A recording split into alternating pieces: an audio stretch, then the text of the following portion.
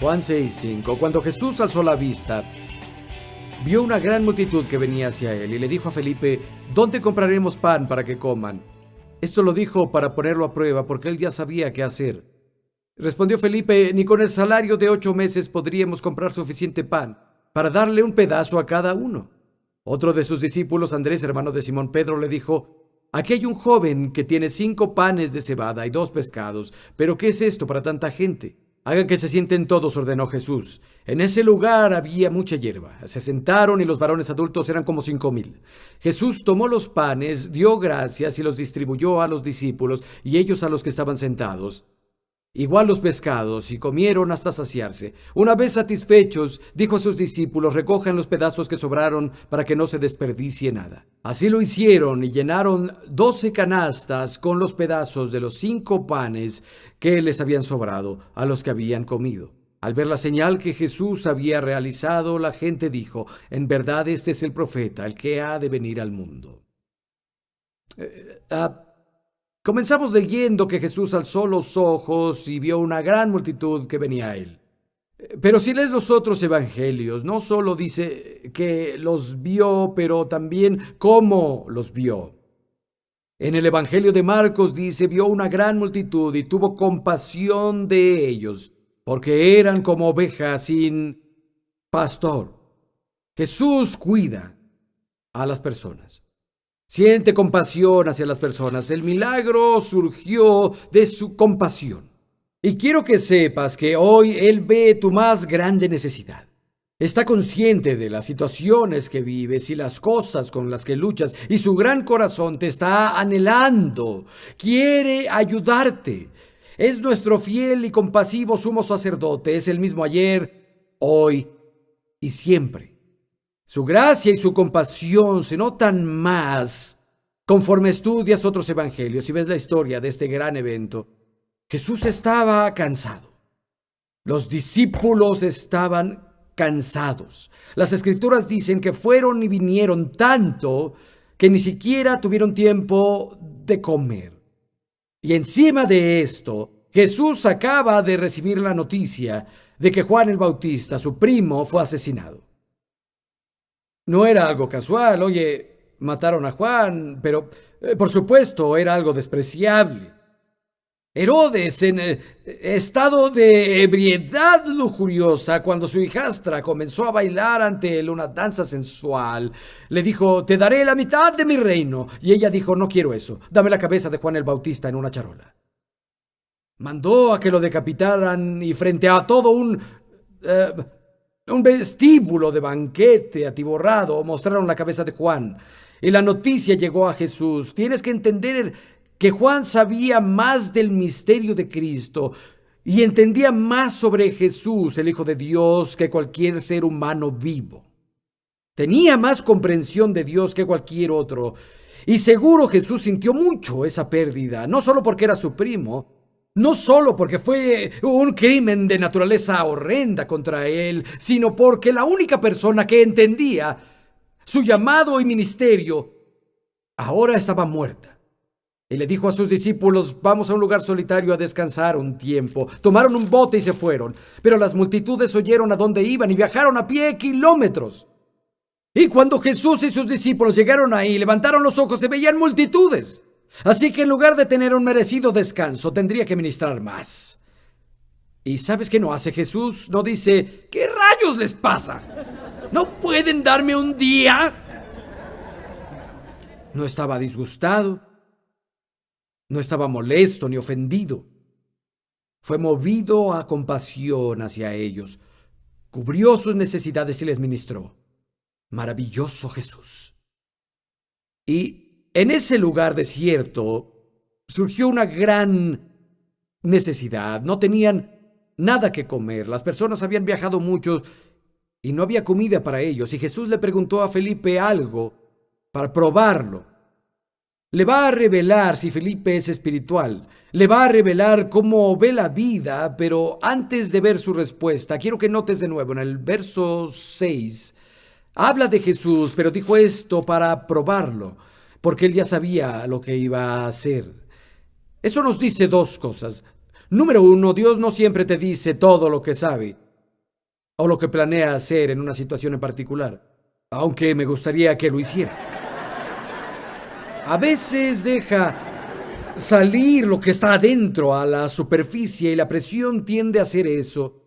No porque necesite saber qué tenemos dentro, nosotros necesitamos saberlo. Y pone a prueba a Felipe. Oye, ¿a dónde vamos a comprar pan para alimentar a la multitud? El Señor ya sabía qué iba a hacer. Pero no siempre nos dice qué hará. Y la respuesta que da Felipe a la pregunta no es una respuesta de fe. Y en segunda, nos dice que aunque no sepas qué va a hacer, lo hace. Nada lo toma por sorpresa. Tu dilema presente no tomó por sorpresa a Dios. Siempre tiene un plan. Aunque nuestros problemas nos los buscamos solos, siempre hace un camino de escape y en su misericordia, compasión y gracia siempre tiene un plan para nosotros. Siempre nos da una salida. Nunca nos dice, cielos, no esperaba eso.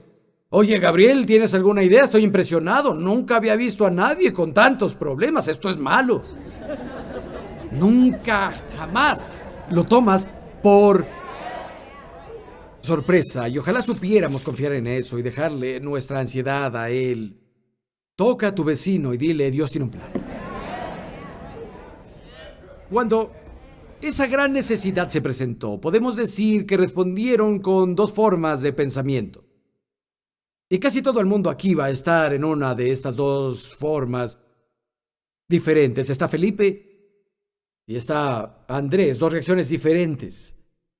Cuando Jesús le hizo la pregunta a Felipe, de inmediato comenzó a calcular y a razonar y a confiar a su sabiduría. Y muchas personas lo hacen, ya sea que se trate del costo de llevar la palabra a las masas que fallecen en el mundo, o que se trate de sus necesidades personales y su propio futuro inmediato. Algunas personas de inmediato sacan la calculadora y se enfocan en las dificultades. Ni una vez ponen a Dios en la ecuación. Nunca ponen su poder y sus promesas en la ecuación. Y resuelven todo. Veamos, son 200 denarios, no podemos hacerlo. Y la respuesta de Felipe fue 200 denarios, no son suficientes para esto. Un denario era el equivalente al salario diario de un hombre. Tenía el poder de compra de un día de salario. Y Felipe resuelve que son 2/3 de un año de salario. Y no es suficiente para cubrir ni un poco la necesidad. Felipe fue pesimista. Aún no dejaba que Jesús fuera su fuente. Y sé que muchos decimos, el Señor es mi fuente, pero me pregunto si lo creemos. Recuerdo un día que Janet y yo estábamos comiendo con Oral y Evelyn Roberts, y no sé por qué lo hizo, pero Oral se dio la vuelta y me lanzó una mirada de láser y dijo, Bayless, recuerda esto, Dios es nuestra única fuente, ningún hombre es tu fuente, solo Dios. Y ¿sabes qué? Yo creo en eso y lo había escuchado, pero no sé si fue por cómo me vio o cómo me sujetó, no estoy seguro. Pero me entró hasta los tuétanos. Dios es mi fuente. Quiero que sepan que Él es tu fuente hoy. Tu compañía no es tu fuente, tu trabajo no es tu fuente, el sindicato no es tu fuente, tu familia no es tu fuente, solo Dios es tu fuente. Y Felipe pudo decir, Señor, estuve en Canaán, donde estaba esa pareja a quienes se les acabó el vino en la boda, y vi lo que hiciste. Convertiste 160 galones de agua en vino. Seguro puedes hacer algo por esta multitud hambrienta. Pero esa no fue su respuesta. Imagino a Felipe comenzando a formar un comité. A ver, chicos, vengan. El Señor me preguntó cómo vamos a alimentar a todos, pero yo sé que ahora ni 2/3 del salario de un año serían suficientes para darle un pedazo a cada uno. ¿Alguno tiene una sugerencia? Uno levanta la mano y dice, sí, saben, yo estoy de acuerdo, esto es ridículo. En primera, no tenemos tanto dinero, necesitamos enviarlos a sus casas, no se puede. Y Felipe diría, Señor, escriba esto, anote, no nos alcanza. Anotar. ¿Alguien más tiene otra idea? Y alguien levanta la mano y dice, sí, yo quiero que sepan todos, que estoy de acuerdo con la parte financiera y con todo respeto al Señor. ¿Se le olvida que estamos en un área del desierto? ¿Alguien más ha notado que no hay panaderías aquí? Aunque tuviéramos el dinero, ¿de dónde vamos a sacar el pan? No hay un lugar para comprarlo. Felipe diría: excelente observación, señor escriba, anote eso. No hay panaderías.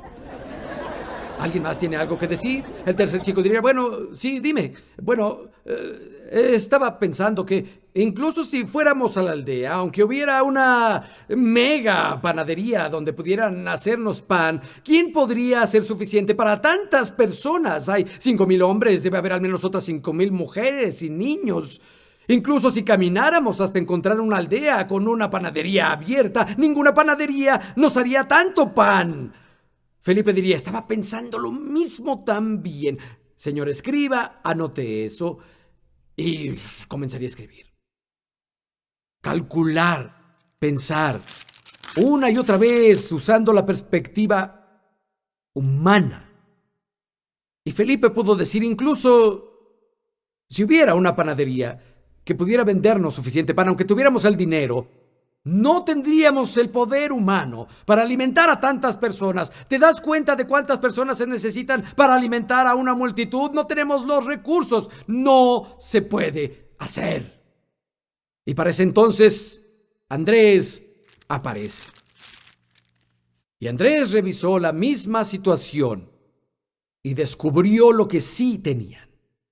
En lugar de enfocarse en lo que no tenían, trajo lo poco que tenían y se lo dio a Jesús, pero su fe no era perfecta. Parece que se ríe de su sugerencia.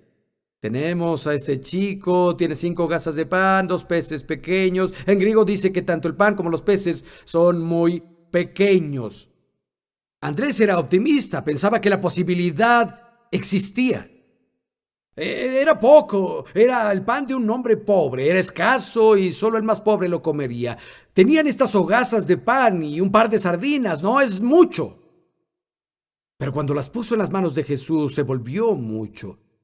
Y cuando pones tu poco en las manos de Dios se vuelve mucho.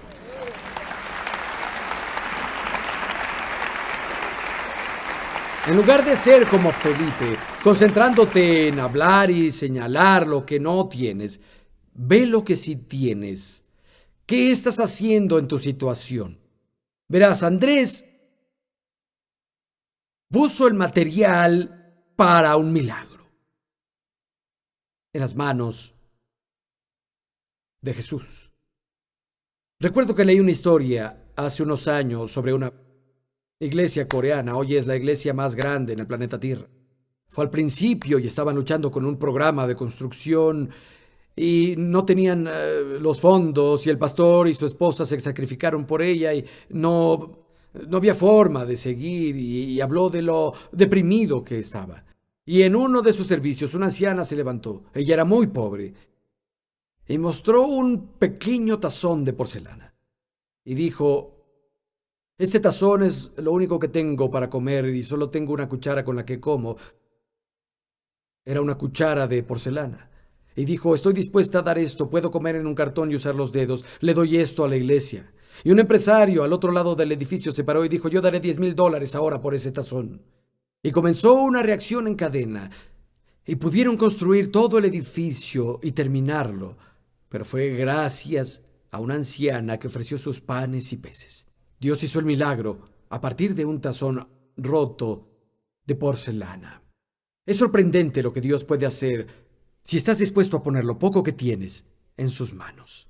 Leí otra historia verdadera aquí en el país de un programa de construcción y el pastor de niños intentó hacer que ellos se involucraran, y una de las niñas de la iglesia pintó un cuadro con pintura de agua y dijo: mamá, quiero venderte esto para darte el dinero al proyecto de construcción. Y la mamá dijo: ¿cuánto cuesta, amor? Y ella dijo: $1. La mamá le dio el $1 y compró el dibujo. Esto se supo y un hombre en la iglesia pagó $50,000 por el cuadro con pintura de agua de la niña. Lo dio al fondo de construcción. Literalmente Dios construyó una iglesia con una pintura de agua, panes y peces. Janet y yo fuimos a una iglesia hace años. Y fuimos a la oración de la mañana. Me pareció gracioso que hubiera una vieja bota de vaquero en uno de los escalones que sirven para subir. Y descubrí por qué estaba ahí. Un vaquero comenzó a ir a la iglesia y llamó a su pastor un día: tengo algo para usted. Y de entre un montón de equipo en la cabina de su camioneta sacó esa vieja bota y dijo: he estado buscando una iglesia donde pueda quedarme y siento que este es mi hogar y cada semana cuando me paguen pondré mi diezmo en la bota. Listo, ya lo dije. Le dio la bota y el pastor pensó que era muy gracioso y le contó a la iglesia que él daría su diezmo a la bota y todos se rieron. La puso en el escenario y todos comenzaron a poner su dinero sin que él se los pidiera en la bota. ¿Y saben qué? Recaudaron más de $1,000,000 en esa bota. Impresionante, construyeron un edificio gracias a la bota de un vaquero. ¿Recuerdan cuando Moisés estaba frente a la zarza ardiente en el desierto y Dios le dijo: Moisés, ve con el faraón, saca a mi pueblo de la tierra de Egipto? Y Moisés dijo: Dios, ¿qué tal si nadie me cree? ¿Qué tal si nadie me escucha? Y Dios le hace una pregunta: ¿qué tienes ahí?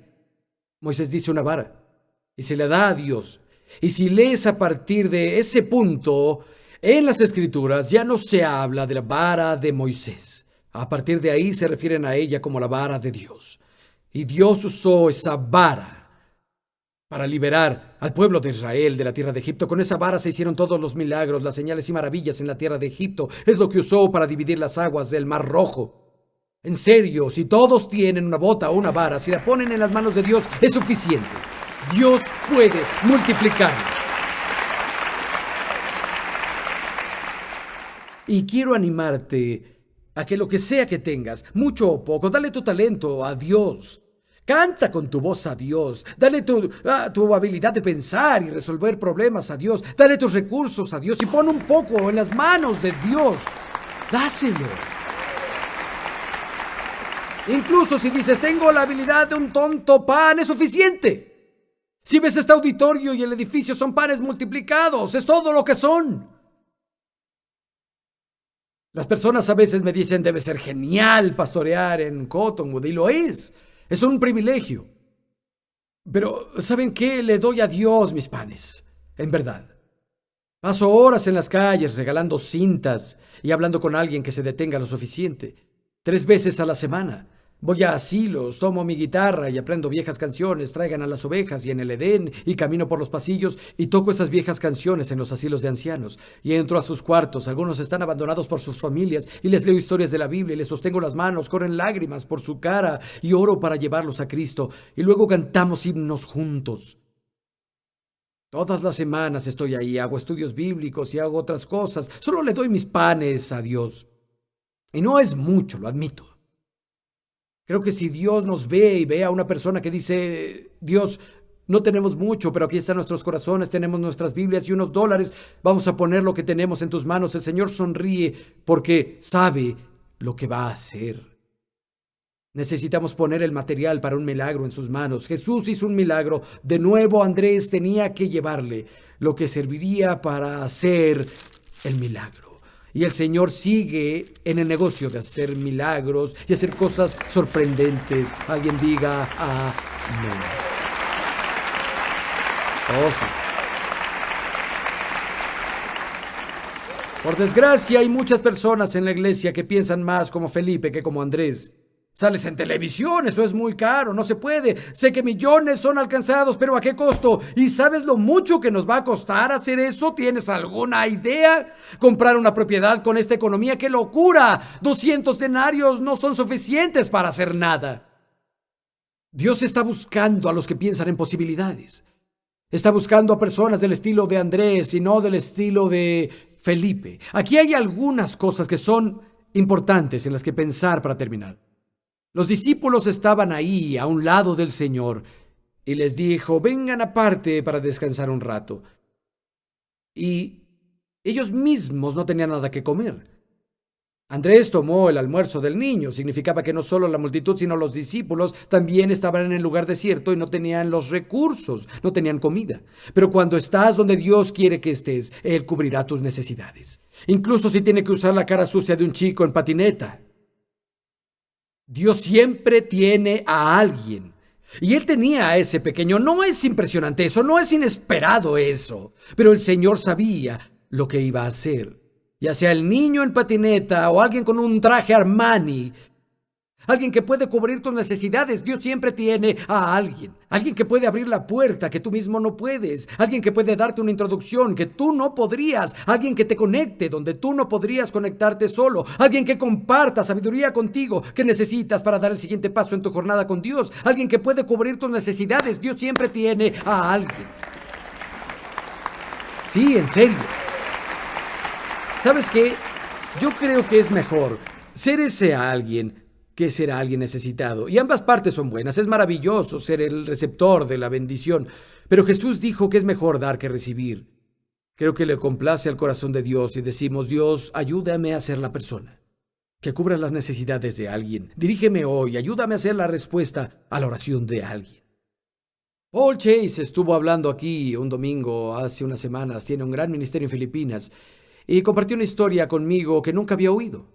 Paul Chase y Jeff y Patsy Perry son amigos. Jeff está en nuestro comité y es un antiguo amigo. Y estaban en la escuela bíblica juntos. Eso fue hace 30 o más años. Fue hace mucho. Y Jeff y Patsy eran estudiantes de la Biblia con hambre de Dios. Trabajaban, pero no ganaban mucho dinero. Y entonces les pagaban, pero al final de la semana se quedaban sin fondos. No tenían $1. Ya no tenían para comprar comida, no tenían para poner la gasolina al auto. Y una mañana oraron y dijeron: Dios, necesitamos ayuda.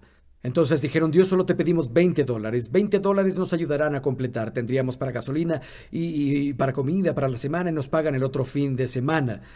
Esa mañana, Paul Chase estaba orando y Dios le puso en el corazón que pusiera $20 en un sobre, que sellara el sobre. Fuera a la escuela, había unos 2,000 estudiantes ahí. No se conocían entre ellos. Paul vio a todos los estudiantes en un gran auditorio y vio a Jeff y Patsy y se sintió dirigido, caminó hacia ellos y les dijo: tengo algo para ustedes, no es mucho, pero viene de Dios. Jeff lo abrió y había $20. Él y su esposa habían orado justo antes de ir a la escuela por $20. Ahora, ¿qué tan impresionante es el receptor? Eso habla mucho al corazón. Dios, tú conoces las pequeñeces, me vas a cuidar en el futuro, oíste mis oraciones, eres real. La paga que recibe el corazón es enorme. Pero creo que el otro lado recibe más bendición. Paul dijo: Dios me guió, yo sé escuchar la voz del Espíritu Santo. Es sorprendente, me alegra que pueda participar contigo en un milagro y contestar una oración. Es fantástico. Y sabes, es bueno para ambos. He estado en ambos lados muchas veces, pero me gusta estar del lado donde me toca ser el mensajero de Dios. Tú puedes ser la mensajera de Dios. Me encanta. Soy una vasija que Dios usa. Y luego, en esta historia dice que todos comieron tanto como quisieron y quedaron sobras. Dios es un Dios de llenura. Es un Dios que da abundancia. Nos da en abundancia todo lo que podamos pedir según las Escrituras. Jesús dijo: vine a que tengan vida y la tengan en abundancia. Ese es el Dios al que servimos. Pero el contrabalance de eso es que Jesús dijo: bueno, recojan las migajas para que nada se desperdicie. También es un Dios de administración. No desperdicia, es un Dios que da más que suficiente, pero no nos da espacio para desperdiciar. Y recogieron todo en canastas, y me encanta, había 12 canastas, 12 discípulos, la implicación es muy clara. Y piensa en cómo comenzó todo. Estaban cansados, tenían hambre, pero habían tenido que hacer de lado sus necesidades y sus deseos, y tenían que servir y ministrar a otros. Y hay tiempos en la vida cuando tú tienes que hacer al lado tus deseos, hacer a un lado tus necesidades y ser usado para Dios para ministrarle a otras personas. Pero siempre hay una recompensa. Dios siempre te recompensará. Y ellos sirvieron, pero Dios se encargó de ellos y Él te cuidará a ti. Y luego finalmente dice que cuando las personas vieron el milagro que el Señor había hecho en el verso 14, entonces supieron que Él era el profeta que había venido al mundo. Y mi oración hoy es que si me entrego yo y lo que tengo a Dios y tú te das y lo que tienes a Dios, si damos el mucho o poco en sus manos, este mundo perdido y moribundo se dará cuenta de quién es Jesucristo, que es el Hijo de Dios, que no vino a condenar al mundo, sino que a través de él el mundo puede ser salvado.